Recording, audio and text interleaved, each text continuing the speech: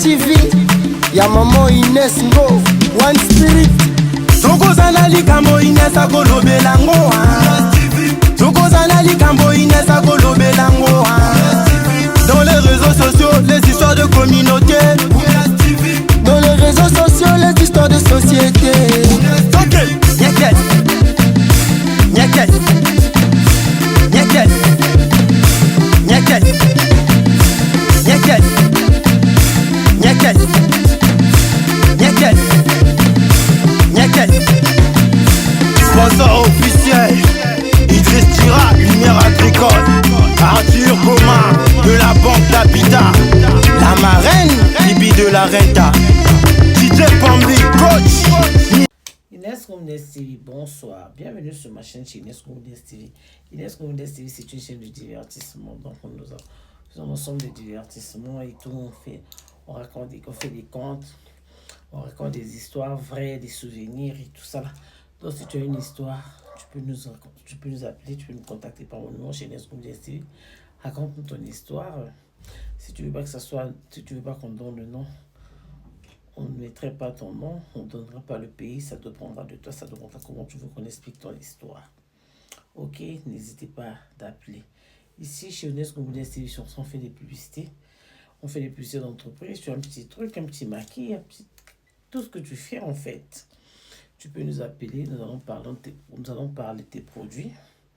On pourra faire ta pub, la pub de ce que tu fais, ton entreprise, ta petite compagnie et tout ça là, donc voilà. Tu veux aussi faire une surprise à ta femme, lui souhaiter joyeux anniversaire, tu peux toujours nous contacter, on va lui souhaiter un joyeux anniversaire, lui faire plaisir, lui dire tous les beaux mots que tu souhaites dire à ton partenaire. Voilà. Donc aujourd'hui, nous avons le réel plaisir de vous expliquer une histoire encore. Toujours nous les mamans, les victimes, on ne sait pas quand est-ce qu'on va sortir de là. En tout cas, une veuve qui se plaint. C'est malheureux. À Pointe-Noire-Mpaka, il y a une dame qui a perdu son mari. Ils ont plus ou moins grandi ensemble. Ils ont fait plus de 30 ans ensemble avec son mari. Son mari travaille à l'aéroport. Vous savez, à l'aéroport, hein? Donc c'est des travails toujours parfois pas faciles. Donc, son mari va acheter un terrain. Ils sont rentrés dans l'homme, son mari avait construit, ils sont rentrés chez eux inachevés.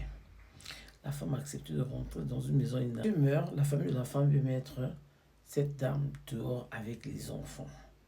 C'est elle qui est maintenant veuve, la veuve. On veut la mettre dehors avec les enfants. Elle a un bébé de 11 mois. En mai. On les a mis dehors.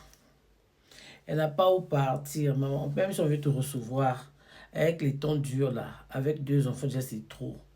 Qui va te recevoir avec 7 gosses ou 8 gosses, en tout cas, moins de 10 gosses. Elle a eu vraiment beaucoup d'enfants, cette femme-là, avec son mari. Ils ont eu beaucoup d'enfants. Ils avaient leur maison. La famille de l'homme les a mis dehors. Il faut partir. Tout ça là, c'est pour notre frère. Donc, ils ont ravi la maison. On les a mis dehors brutalement avec ses enfants et un bébé de 11 mois en mai. Maman, est-ce qu'on peut faire ça? On m'avait raconté cette histoire, ça fait déjà plus d'une semaine que cette histoire, que ce problème se passe à Pointe-Noire, comme je n'étais pas là. Donc vraiment, nous pleurons chez nos autorités. Les autorités du Congo, nos papas, surtout notre papa au Congakala, bien que c'est à Pointe-Noire, tu peux donner un ordre. C'est-à-dire que tu es le procureur de la République, papa, avec tout le respect. Est-ce que vous ne pouvez pas nous arrêter ce fléau-là? Quand l'homme meurt, on met la femme dehors comme un sac de poubelle.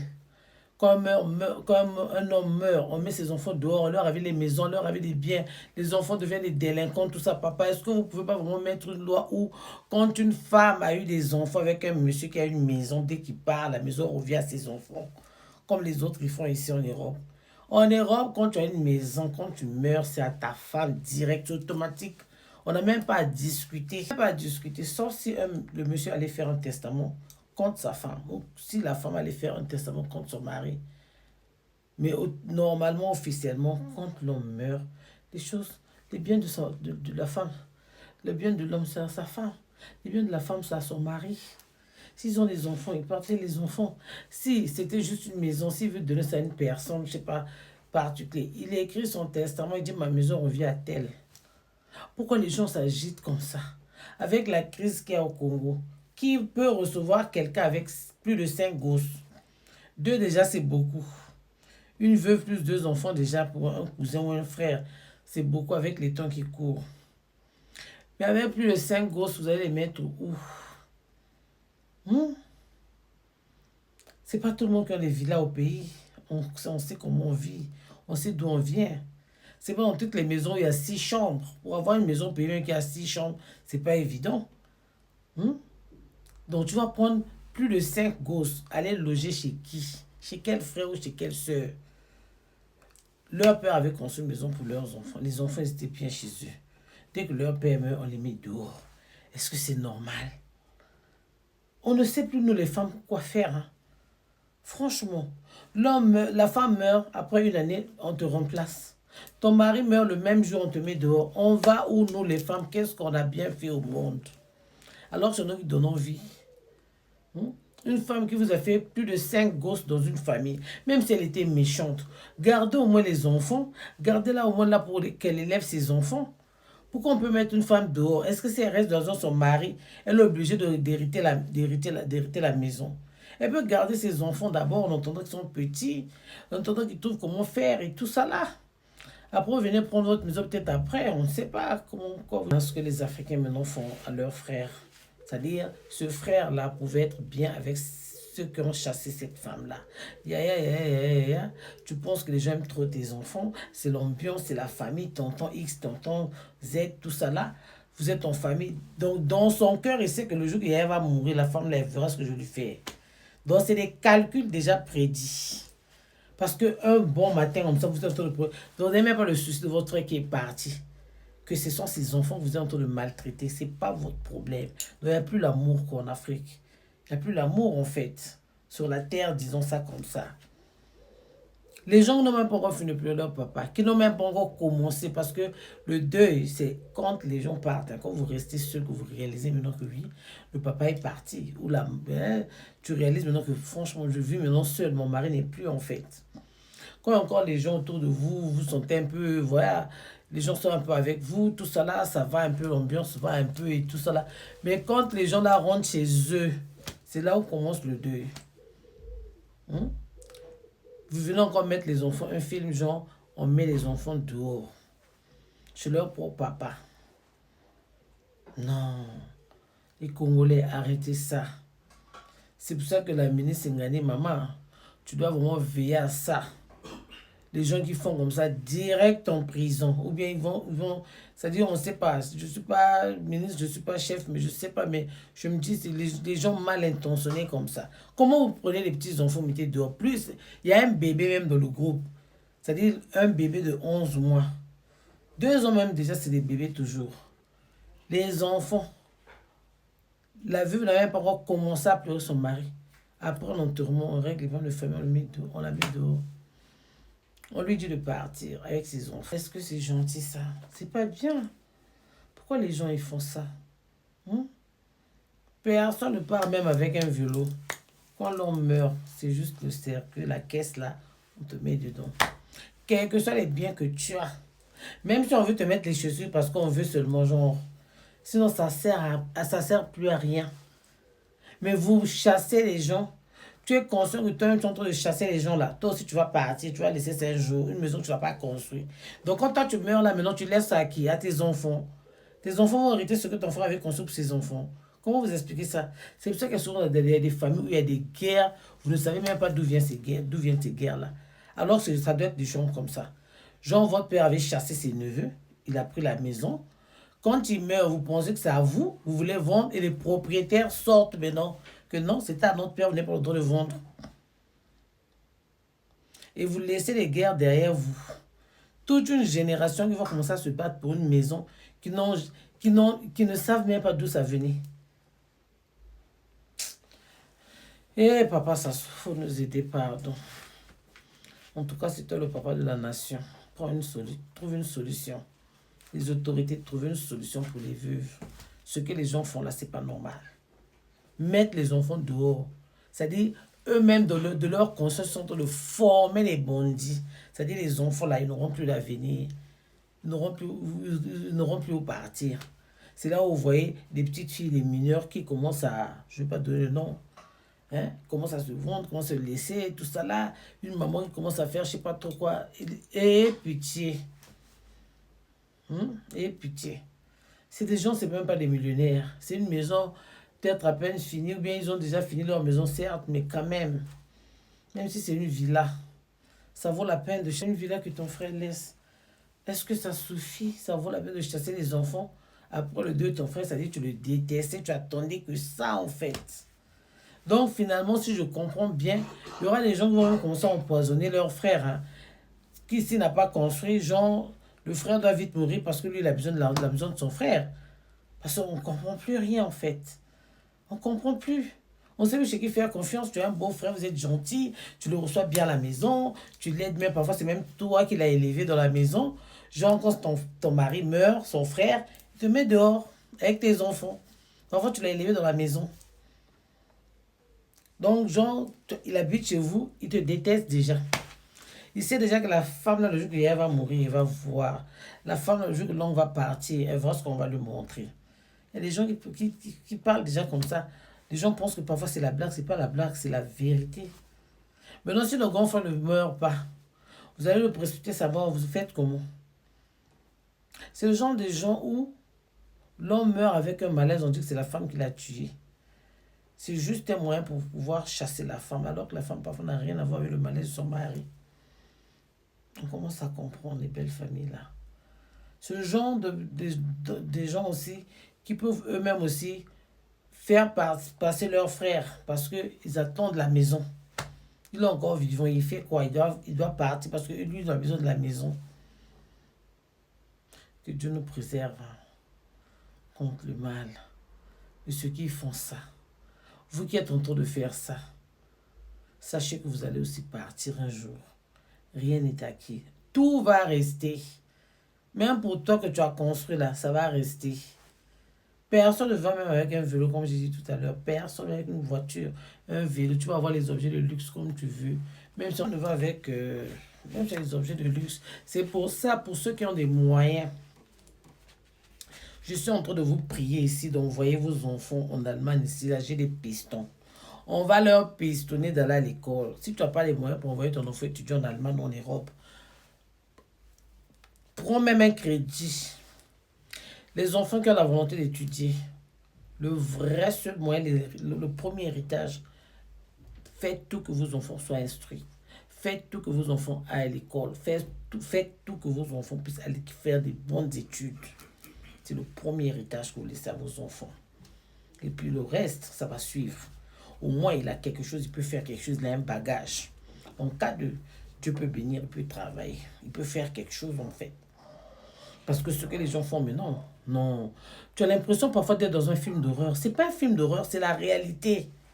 On est en train de chasser les gens en plein jour. On vous dit qu'on vous a chassé de la maison. Désormais, vous habitez plus ici. Madame, prends tes bagages, prends tes enfants, tu pars. Tu fais la tête dure, tu dors, tu te réveilles, c'est un enfant qui part.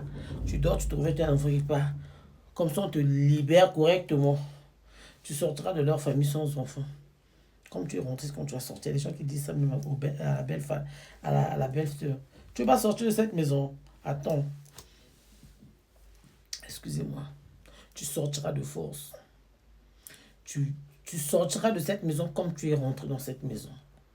Tu sortiras de cette famille, pardon, comme tu es rentré dans cette famille. Regardez les langages des gens. Et ceux qui disent là, ils tiennent. Elle dort, elle se réveille, c'est un enfant qui part. Elle dort, elle se réveille jusqu'à ce qu'elle aura peur. Elle va finir par partir. Si elle avait 6 gosses, c'est pas parfois avec 2 enfants. Ou 1. Si elle a la chance. C'est qu'elle est prudente. Des problèmes. Le problème, c'est qu'il peut aussi appeler la police. La police peut intervenir, mais spirituellement dans la famille. Quand ils ne veulent pas déjà que tu vives chez eux. Quand ils ne veulent pas déjà que tu restes chez leur beau-frère. Ils ont déjà des mauvaises intentions. Tu sais, c'est des sorciers, c'est des méchants. C'est des gens malsains. Tu vas appeler la police va venir. C'est bon, on va appeler le papa de truc. Le papa au Congo, va venir, il va venir parler. il va venir donner les ordres, oui. Mais la nuit, spirituellement, la famille est mauvaise, des méchants. Tu commences à perdre des enfants. Dans ce genre de choses, finalement, c'est toujours aussi bien de toute façon avec le cœur. Bon, les autorités peuvent intervenir, mais la veuve doit réfléchir. C'est pour ça que les mamans, quand vous êtes dans les foyers, si tu as seulement même un congélateur, de je ne sais pas combien de litres là, tu mets la nourriture à côté, mets les sikis, vont, fais quelque chose qui va te rapporter quelque chose. Ne restez pas bras croisés. Mon mari, il a construit. On a construit. Vous n'avez pas construit. Tout ce que ton mari a là, ça risque de revenir à ta belle famille, les femmes. Et une maison à toi, à ton nom. Mon mari m'a construit une maison. Est-ce qu'il a mis ça à ton nom? Ou ça à son nom? Au nom des enfants. Ça peut ou ne pas être prudent. Mais d'abord à ton nom, madame. Comme ça, on ne souhaite pas la mort des hommes. Si jamais ton mari partait avant, tu es au moins chez toi. Vendez, débrouillez-vous, trouvez l'argent, faites quelque chose. Parce que s'asseoir comme ça, dire que mon mari a construit, on a des maisons, j'ai ceci. C'est pas à toi forcément. Il se passe tellement de choses dans la vie. Ça dit c'est compliqué le mariage. Il peut y avoir divorce. Tu n'as rien à ton nom, tu fais comment? Il y a des divorces inattendus. Tu dors, tu te reviens, parfois c'est toi qui prends la décision, tu dois divorcer. Tu n'as rien à ton nom. Tu n'as jamais vendu quelque chose. Ni gâteau, ni beignet, ni bonbon. Tu connais rien faire. Tu comptais sur ton mari qui amenait les millions à la maison tous les jours. Il y a un divorce qui va être fait là, qui doit être fait. Tu fais comment? Même si l'homme, il y a des hommes parfois orgueilleux qui disent tu sors de chez moi sans mes enfants. Ok, tu vas partir. Et toi-même, tu vas l'habiter où tu repars chez tes parents. Tu es resté parfois plus de 20 ans dans un foyer. Tu n'as même pas une parcelle alors que tu as l'occasion de l'avoir. Tu as négligé. Tu n'as pas pu construire. Tu n'as pas pu acheter une parcelle. Après, il y a un problème, tu repartis chez tes parents. Bon, ça c'est notre sujet. On vient en parler. Pour l'instant, c'est la veuve qu'on a chassée. La veuve qu'on a chassée avec les enfants. Donc, je prie aux parents. Tuez-vous à éduquer, donnez une bonne éducation à vos enfants. Mettez vos enfants à l'école. Que Dieu vous bénisse, que Dieu nous bénisse. Que les enfants puissent vraiment aller à l'école, réellement à l'école. Avoir des diplômes. Comme ça, demain, même sur leur chasse, ils pourront faire quelque chose. Leur propre gré, avec leur propre force, avec leurs études, avec leurs bagages qu'ils ont eu à l'école. C'est quand même malheureux. Je suis fatiguée. Je suis vraiment... Depuis hier, ce sont les affaires choquantes, les histoires choquantes et tout ça là. Choquant qui dérange. Ah! Vraiment la veuve, la maman. Qu'est-ce que tu veux que je te dise, ma chérie? Prends sur toi. Éduque tes enfants. Là où tu es parti, que Dieu te protège, que les gens ont un gros cœur de te garder un moment. Peut-être que tu auras un boulot, peut-être que tu vas te débrouiller ton marché ou quelque chose. Vraiment que Dieu t'aide. C'est tout ce qu'on peut te demander. Ça, vraiment, ce cas-là, je ne peux pas souhaiter ça même à mon pire ennemi. C'est-à-dire, quelqu'un vient de perdre son mari et on doit le mettre dehors avec ses enfants. Non. Elle n'a pas où partir. D'abord, elle a traîné dans la rue. C'est dur. C'est vraiment difficile. Yeah. Nous, les femmes, hein, vous voyez, non? Les femmes, nous sommes tellement victimes dans beaucoup de choses. Tu vas aimer un homme, à la dernière minute, tu fais une surprise, il ne veut plus de toi, il va pour une autre femme. Ton mari meurt, on te met dehors. Tu pars, ton mari remplace une femme qui vient maltraiter tes enfants, que tu as couché avec beaucoup d'amour. Tu as eu le plaisir d'avoir tes enfants. Vous êtes entendu avec ton mari, on va faire une grande famille. Hélas, Dieu prend la femme. Tu restes comme... Après toi, c'est quelques mois ou quelques jours, je ne sais pas quoi, l'homme remplace une autre femme qui va venir maltraiter tes enfants. C'est-à-dire un travail en vain. On ne sait plus quoi faire. Vous qui pleurez les enfants, là, peut-être que Dieu vous met à l'abri. On ne sait pas. C'est vrai d'en avoir. Mais avoir aussi tous tes problèmes Mais Lolo, c'est vrai qu'il faut avoir des enfants. Leur père, là où il est parti, là, si vraiment les gens voient, quand ils regardent vraiment ce qui se passe après nous, là, si on regarde vraiment, il aurait peut-être regardé. À la fin, il a fallu que je laisse toute cette charge-là. J'aurais pu lui laisser au moins 2 enfants seulement, un. Parce qu'avec toutes ces charges-là, comme on est en train de souffrir, là, ça va être compliqué. La vie, franchement, nos parents, on doit dire merci à Dieu. Ils nous ont... Moi, je remercie mes parents de tout mon cœur. Mon père, avoir un papa en or comme le mien. Vraiment, je dis merci à Dieu. Oui, j'ai eu un père, pas son âme. Nous avons eu la chance d'être élevés par lui-même jusqu'à ce qu'il parte. Nous sommes des mamans, nous sommes dans les grandes mères avant de partir. C'est le souhait de tout enfant. Je souhaite ça à tout enfant, à toute personne qui peuvent élever ses enfants jusqu'à ce qu'ils rentrent dans leur foyer, jusqu'à ce qu'ils grandissent. Vraiment, c'est le souhait de tout parent. Mais comme le destin est tracé par Dieu, on ne peut rien. Chacun de nous a son destin. Chacun de nous a son parcours de vie. Il y a d'autres, il faut qu'ils passent par là pour être forts. Il y a d'autres qui doivent perdre leurs parents jeunes pour être très forts. Il y a d'autres, ils ont eu la chance. Nous avons été élevés par nos parents jusqu'à ce qu'on a grandi, on devient des grands. Nous sommes devenus aussi des parents. Il y a d'autres qui ont eu... Il y a des gens qui... c'est-à-dire à la naissance même, elle n'a pas connu sa maman. Donc, chacun de nous a son destin. Donc, toi qui as été élevé par tes parents, jusqu'à grandir, être parent aussi, il faut dire merci à Dieu. Parce que les cas, comme la dame là, ça me fait tellement mal au cœur. Ça fait 1 semaine qu'on m'a donné cette histoire. Tout le temps que je pense à raconter ça, j'ai très mal. Tout le temps que je pense que je dois raconter cette histoire, j'ai trop mal. Ça fait mal. Il faut commencer à d'abord nourrir ces enfants-là. Ah, Nzambe, que Dieu la protège, que Dieu protège les vieux. C'est pour ça que j'ai un peu. Je donne aux orphelins. Moi, je n'ai pas là où je mets mon argent. Il n'y a pas dans les dîmes ou dans vos quoi là, non. Moi, je donne aux orphelins le peu que j'ai. Donner à l'église, donner je ne sais pas où là, ces histoires. Moi, je donne aux orphelins. Les gens, au moins, je sais qu'ils souffrent, ils en ont besoin. Je donne à une maman veuve. Je donne aux orphelins. Voilà, c'est pour ça que je prie Dieu qu'il me donne un peu. S'il me donne, je donnerai.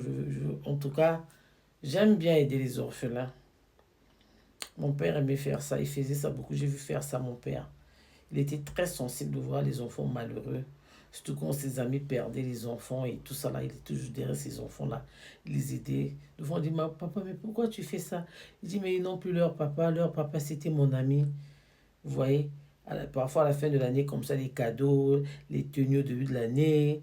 Je me rappelle, on prenait parfois d'autres enfants, on achetait nos tenues aussi, on les achetait, tout. Nous, on disait, mais pourquoi ils viennent toujours avec nous? Notre père disait toujours, vous allez comprendre ça quand vous allez grandir. Là, j'ai compris. Je suis très sensible pour les orphelins. J'ai une sensibilité très particulière pour les orphelins. Et c'est la même chose que je dis à mes enfants. Quand tu peux aider, surtout un orphelin, celui qui n'a pas des parents, une veuve, c'est bien. Voilà, donc vraiment que nos autorités aidez-nous dans ce genre de cas, de ne pas accepter que les gens qui ont eu une maison, quelqu'un qui a bâti toute une vie avec un homme, ils sont restés ensemble, ils ont acheté, le monsieur a acheté, il y a d'autres qui disent c'est toi qui as acheté, c'était la maison de notre frère, mais votre frère qui lui tapait par derrière, une femme qui te pousse, souvent les hommes ils font rien, hein, sans une femme, hein. Hein? Il peut avoir son argent, mais quand il n'y avait personne derrière lui là, c'est pas évident. Hein? C'est ce que la belle famille oublie.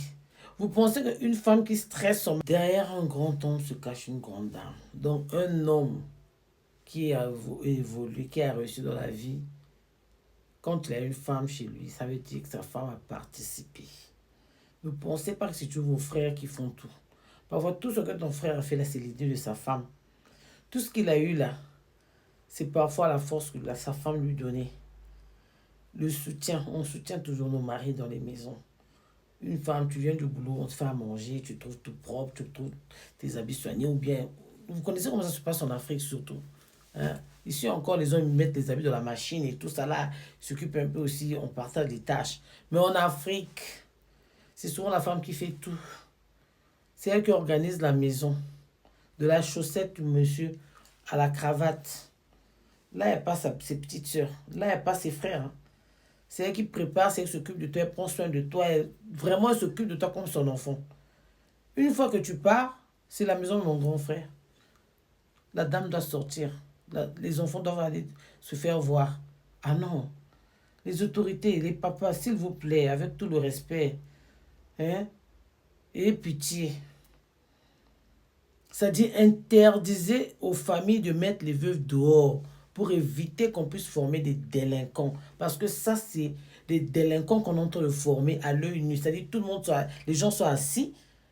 Regardez comment on est en train de former une famille de délinquants. Parce qu'une veuve qui n'a pas de moyens, qui n'a pas de ressources, qui n'a pas de travail, elle va faire comment pour nourrir les enfants là. C'est pour ça que vous voyez, une fille de 14 ans, elle a un papa de 70 ans. Sa mère ne va pas dire non, ils n'ont pas à manger, ils n'ont pas où vivre, ils n'ont rien. Elle est obligée parfois de laisser les enfants faire tout. Si elle avait des garçons, parfois un homme, les garçons maintenant des hommes qui viennent avec des hommes à la maison. Un homme qui vient avec des hommes, donc vous comprenez ce que je veux dire. Dans la vie des hommes, donc c'est ça. Une maman qui n'aura, elle n'a plus rien à dire à ses enfants. C'est ses enfants maintenant qui la dirigent. Si les enfants ne font pas ça, elle ne pourra plus manger. Si les enfants ne font pas ça, elle ne peut pas vivre. Parfois, il y a une maladie qu'elle doit soigner. Il y a des médicaments qu'elle doit prendre. Les enfants doivent se vadrouiller comme ça pour emmener à manger. Parfois, en mangeant, qu'ils sont seigneurs, c'est seulement pour une journée. Mais il faut voir avec quel genre de papa. Il faut voir avec quel genre de personne. Après, si vous avez la malchance, l'enfant tombe aussi malade. Oh Jésus, arrière de moi, Satan. Dieu ait pitié. Vraiment, ça fait mal. Les autorités, levez-vous et pitié pour les veuves. Avant, il y avait un bon service social. Je me rappelle quand on grandissait, il y avait le service social. Les gens qui n'avaient pas de moyens, ils allaient prendre à manger, l'armée. Qu'est-ce qui s'est passé dans tout ça? Souvent, c'était la garnison, je pense, ou bien un truc comme ça, quand nous étions jeunes.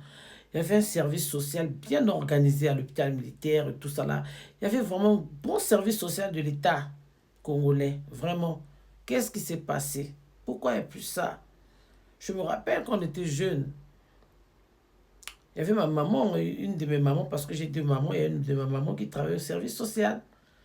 Donc, les enfants, parfois, des grossesses précoces, des fois, venaient prendre les layettes là-bas. C'est deux mamans-là qui étaient en train de coudre les layettes des jeunes filles, des jeunes filles mères, là, tout ça là. Il y avait des endroits où les enfants n'avaient pas de moyens, ils allaient aussi prendre des aides et tout ça là. L'armée faisait beaucoup de choses. Bon, aujourd'hui, je ne sais pas ce qui s'est passé, mais bon. Ah, c'est ça. Essayons un peu de notre pays. Comment on peut faire, nous, la diaspora? Moi, je suis trop prête, surtout côté des pauvres, là. Si quelqu'un me dit seulement que j'ai un compte, je veux te payer le conteneur, Inès. Si quelqu'un me promet seulement un conteneur, c'est-à-dire, genre, oui, nous ou moi, je prends un conteneur, vous payez le conteneur d'ici, vous payez le conteneur à l'arrivée. Je vais vous organiser des aides humanitaires. Mais il faut que ça arrive aux veuves et aux orphelins. C'est ça le problème. Il ne faut pas faire un conteneur après vous arrivez là-bas comme ça à vendre. Il faut que ça arrive aux veuves, que aux veuves et aux orphelins. Des machines à coudre. Plein de choses qu'on peut proposer. Mais ça doit arriver aux veuves et aux orphelins. C'est ça le truc. C'est ça. Que faire? Comme on dit. Ceux qui ont l'argent, ils pensent à autre chose. Nous avons des bonnes idées, on a le cœur de pouvoir donner. La main est courte. Ceux qui ont le long bras, ils voient ailleurs. Donc, maman, le monde est compliqué, chacun son cœur. Mais seulement, j'espère que Dieu fera. Il va trouver une solution pour cette famille. Vraiment, c'est ça. Voilà, donc vous étiez chez Nescomdes TV. Je vais m'arrêter par là. C'est une histoire tellement triste. J'ai pas... Ok, voilà, donc c'est ça. Je m'arrête là. Comme je dis souvent, je dis bonjour aux militaires. Voilà. Donc, je salue tous les militaires du Congo. Et bon courage à vous. Organisez-vous, remettez votre armée qui avait avant. Oh, l'armée est organisée. Il y avait à manger, à boire, en abondance, mais dans tous les sens. Là, je salue le général Okoye. Bien de choses à toi, notre grand frère de Batignolles. Bien de choses à toi, le général Okoye. Général Okoye, bien de choses à toi, Eya. Nos grands frères de Batignolles. Vraiment, l'armée, on pleure que l'armée revienne dans son organisation, la vraie organisation que nous avons connue quand on était petite, quand on était jeune.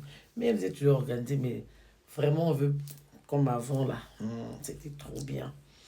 Voilà, donc je salue le papa Okongakala qui est vraiment en train de vraiment aider dans beaucoup de cas. Nous sommes fiers de toi aussi. Oui, nous sommes très fiers de toi. Ton boulot, vraiment, les gens, on apprécie. Vraiment, chapeau, que Dieu vous donne encore beaucoup de vie, longue vie à vous et vraiment bon service jusqu'à votre retraite. Vraiment, formez quelqu'un qui va vous remplacer. Vous êtes magnifique. Voilà. Donc, je salue Eric Monteau à Pointe-Noire, boss. Donc, je te fais des gros bisous de là où tu es. Je salue Tonton Bruno. Bien de choses à toi. Je salue Bibi de la Renta. Je salue Ya Armo Wamurenge. Ya Armo, j'attends. Je salue Armo Wamurenge. Je salue Nadège, la femme du chef à Paris.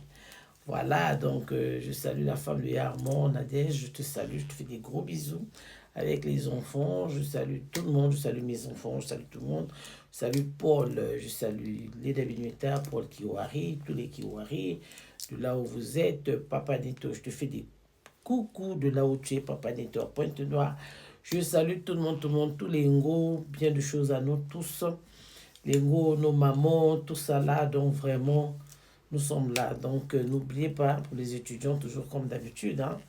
Donc nous attendons vos dossiers pour les préinscriptions et inscriptions.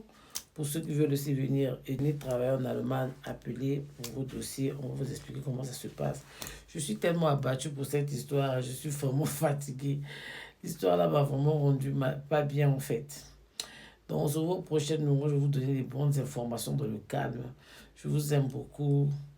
Tous les enfants de Batignolles, Bicop, bisous Nsoumou, je te fais des gros bisous. Yagili Nsoumou, des gros bisous. Je salue toute la famille Nsoumou. Donc voilà, nous sommes là, Elengo, bien de choses à vous. Savourez votre histoire, s'il vous plaît.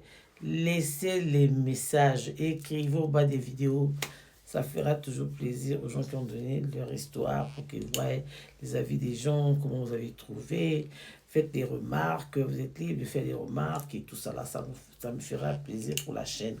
Zo, on entend le dire encore, on a encore besoin de sponsors. Celui qui veut sponsoriser ma chaîne, celui qui pense qu'il veut travailler avec moi, il veut faire ses publicités, tout ce qu'il veut pour ton entreprise, vraiment venez appeler, vous êtes la bienvenue, appelez chez Nescobudens TV.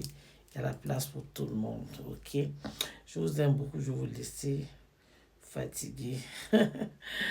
Bien de choses à vous tous, portez-vous bien, que Dieu vous protège comme d'habitude. Des mamans, occupez-vous bien de vos maris, gardez bien vos maris, beaucoup de fruits après 50 ans, même avant 50 ans, beaucoup de fruits, beaucoup de légumes. Occupez-vous bien de vos maris, pas trop de jalousie, prenez soin de vos hommes. Voilà, donc on se voit au prochain moment. Je vous aime beaucoup. Je vous dis salam. Ciao. Bundes TV, ya maman Ines Ngo, One Spirit. Tokozana likambo Ines akolobelango. Tokozana likambo Ines akolobelango. Dans les réseaux sociaux, les histoires de communauté. Dans les réseaux sociaux, les histoires de société. Ok, nyeket, nyeket, nyeket, nyeket, nyeket, nyeket, nyeket, nyeket. Sponsor officiel, Idriss Tira, lumière agricole. Arthur Commun de la banque d'Habitat. La marraine, Bibi de la Renta. DJ Pambi, coach Nina Kelo, Laura Chapeau. Maman Ines Ngo, femme pure au cœur et nette et parfaite. Amisana Kosunga, Lelo Azuli Kanisi à Kota TV. TV, Inasengo Bundes TV, la chaîne YouTube idéale. Amesala Koloba Masapoya bien, c'est très agréable. Dans la joie, le désespoir, la chaîne te réconforte. À travers nos abonnés, les commentaires te comblent.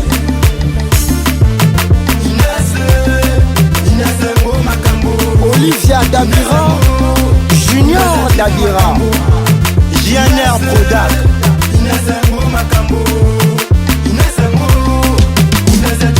Sokozana likambo Inesa kolobelango Sokozana likambo Inesa kolobelango.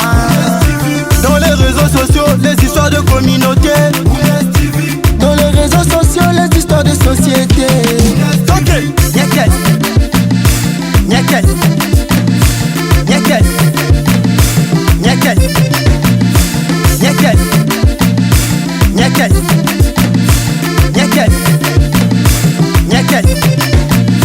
Le coup l'épée, Gita Sambe Dengeso.